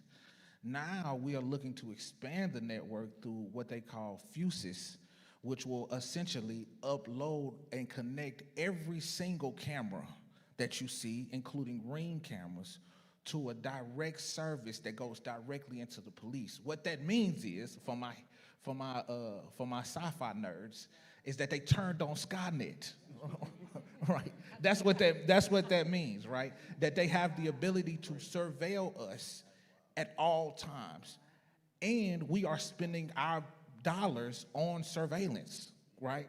And so what we need to do is we need to talk about that, and also why is that happening, who is making that happen, and how we can divert some of those dollars into the things that we know make our community safe. Thanks, Jamel. So this last question, again, can y'all keep it to 60 seconds so we can see if we can get at least one or two questions from the audience. What collective actions and collaborative efforts do you envision for our community moving forward? And how can each of us contribute to that collective vision? I'll go first. We have, next month, we talked about this, we have the Black Nashville Assembly, we have our People's Movement Assemblies where we start building, really diving deep into some of these questions and start building out solutions and action plans and actualizing some of those things. We also moving into our People's Budget campaign, which any one of you all could sign on to, where we are going to break down the proposal budget and also talk about where do we want our dollars go and action plan around that too. Also, we have our city council dinners where if you want to come break bread and you want to learn about what's happening at city council, also just build with some folks that are also interested in those things. We have that too at the Black Nashville Assembly. So a really short answer to that is come together, build, because all of these things can be solved, but they will be solved as a consequence to our unity as Black Tennesseans. The collective actions and the collaborative efforts that I envision for the community is to continue to educate you. What I do is not something that should be private. Before me, it was private. You didn't know what the assessor did, pretty much, except doing a reappraisal year, and they got out and talked about what it meant to do a reappraisal. I'm of the opinion that you don't lean not to your own understanding. My job is to educate you, which is why we have done more than 250 outreach presentations, and it's almost like we do it on the aspect of when two come together, the angels will rejoice. I can see you in the grocery store. I'm going to educate you. I'm not going to tell you call me on Monday. I'm not going to say here's my number, give me a call. Or I'm not going to say I'll call you. We're going to talk right then, because that's when That's when you are available, and I'm meeting you where you are. So educating the masses is so very important. And you can't stop. You have to keep educating people. That revolving door go around and around and around. Because you know what? One day you're renting a house, and next moment you're a homeowner. One day you're a homeowner, and the next day you may be on disability. So when I say that, I'm talking about educating you about how you can stay in your home to be able to get assistance through the tax freeze, tax relief, and tax deferral program. Some of these programs are not talked about a lot. I applaud Trustee Gilmore. She's taken the reign in order to educate folks on the tax freeze and tax relief program. But before she got there, my office, recognizing where values were going based on the economy and you and your behavior of how you were buying and selling, we got out front and began to educate NOAA. We brought them in. So I'm still talking about what I envisioned for the collaboration and to come together for my community, educating you, empowering you. So we got out front to educate people about the tax freeze and tax relief program. For the first time that I'm aware of in Davidson County history, the lines were outside the door. The trustee's office didn't close till 9. And my people who were in customer service was serving coffee. We didn't have your coffee, brother. We were serving coffee and peanut butter crackers and things like that to elderly people who would not move because they wanted to get on the tax freeze program and didn't know about it. That's everybody's job. That's not just a trustee's job. It's every one of you here. You got a parent at home that has aged in place.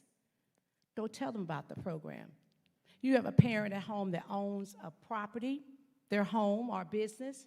Tell them they can appeal your value now. We don't take it personal. It's your right.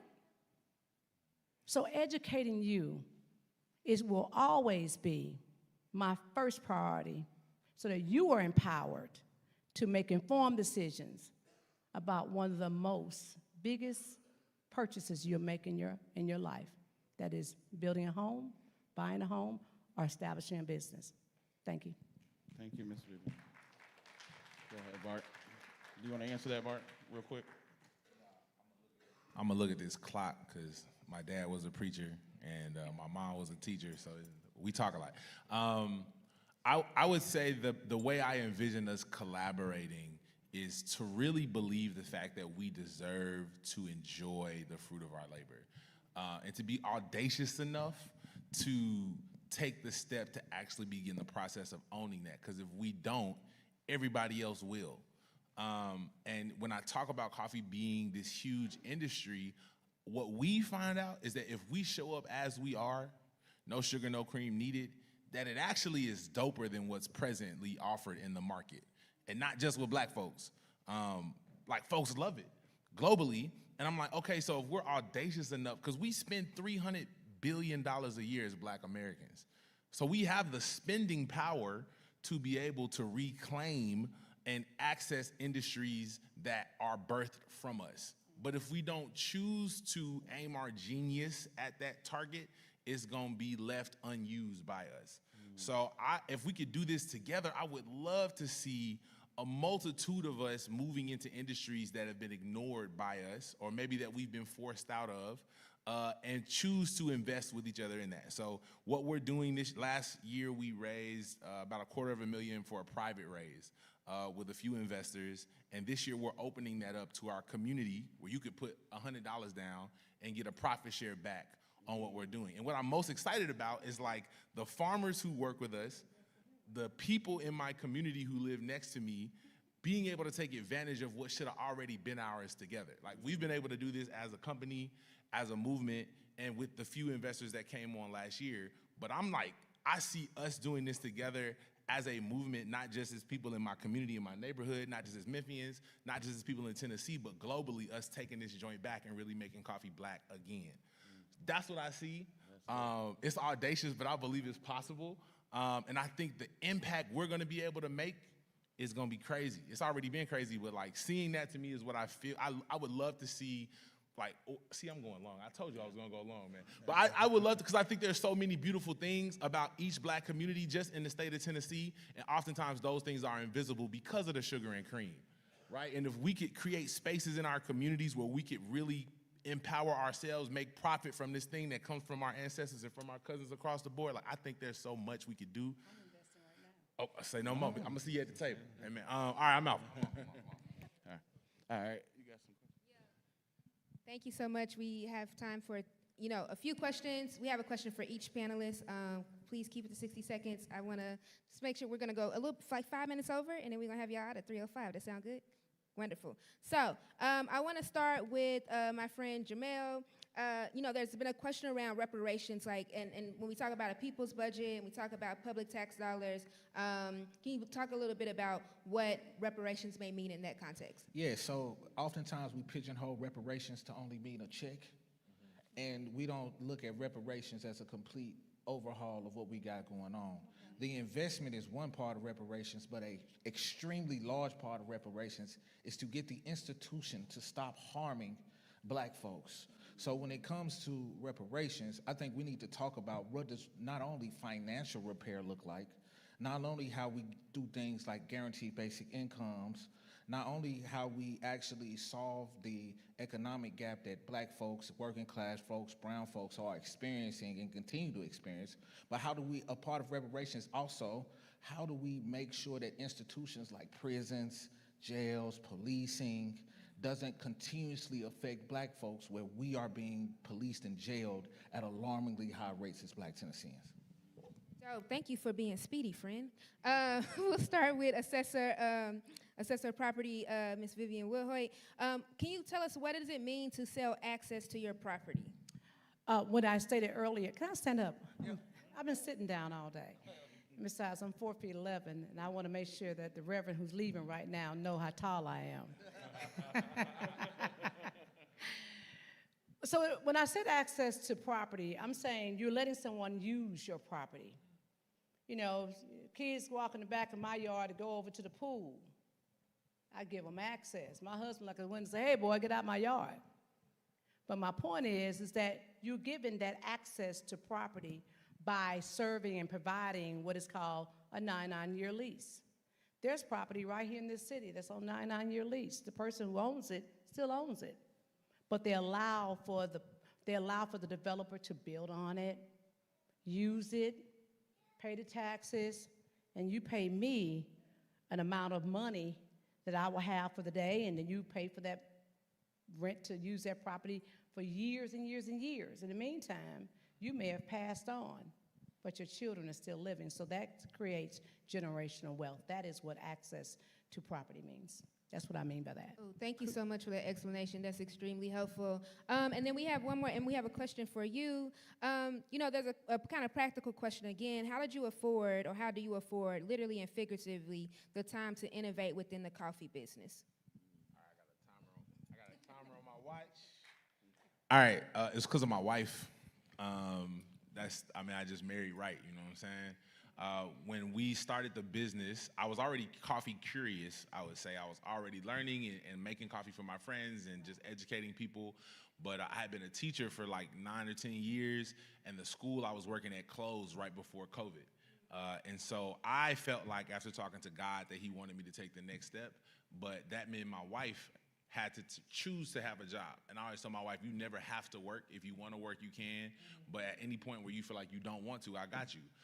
And she chose to get a job so that I could build. And I think that's, even if you're not married, being able to be connected enough to community to use the economics we have access to cooperatively is a key step in us being able to go out and take risk. And I think that's, I want to talk about using a black business's role in protesting and being able to fund the bail bond, because I think there's a metaphor there, but I'm gonna just talk to you at the table. Y'all drink your coffee black. That's good. And if you're interested in investing, the investment campaign launches in 2 weeks. We'll get your email and send you out access to that if you want to be a part of what we're doing. Appreciate y'all. Y'all keep that coffee black. Awesome. Thank you so much to Trey. Thank you so much to our panelists. We appreciate y'all. We can invite you to go back into the audience. We're going to wrap up really quickly, but thank you so much to each of you for your participation. We know that it took time out of y'all, of your day. And you know that Vivian is on the campaign trail, so I know that, you know, you took your time out, so I appreciate you. We had Bart come all the way from Memphis, so shout out to him. Yeah, all the way from Memphis. Oh, yeah. Yeah, please get a picture. So as we wrap up, I just want to name, you know, we've done so much amazing work together over the last 4 years, from building a political agenda to really developing over 30 young people to invite them into leadership. And then, and there's so much more work I could talk about, but I just want to name, you know, we're just getting started. There's so much more work we have to do together, and I invite folks, I hope that you've been inspired by the innovation that folks have named, by the education that folks have mentioned that we need to really engage in, and by the invitation, right, to engage in advocacy together. So right now, you know, we have flight crew members who are passing out build flyers. And on there, you can go there, you know, scan that QR code, and I invite y'all to join one of our campaigns and volunteer with us. I invite you to be a member of the Black Nashville Assembly and Southern Movement Committee. You know, we're inviting folks from Hendersonville to Memphis to Chattanooga to Paris, Tennessee to Smyrna, right, and across the state to join us and becoming members and working with us, to increasing political engagement so we can talk to Speaker Sexton as Representative Vincent Dixie mentioned, right? So we can go to the Capitol and be very clear about what our mandate is for our people. And the other thing I want to name is that, you know, you can join the people's budget that Jamel mentioned so that we can organize to get public dollars into our community. We talked about our schools having a shortfall, right? Not having the investments they need. We talked about not having investment in mental health resources, right? And those are policy decisions and a decision that comes down to our budget. But we can organize for our people's budget. So please, you know, again, you can go there, check the QR code, and sign up for one of our campaigns.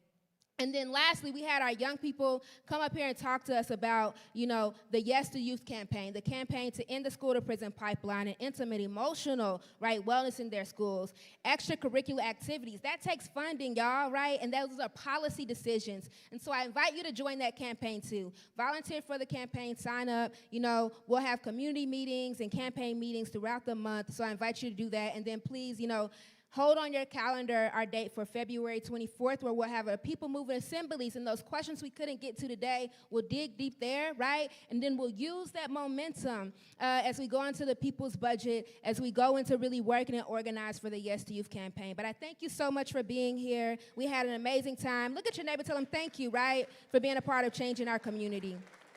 Thank you so much. I hope you have a beautiful day.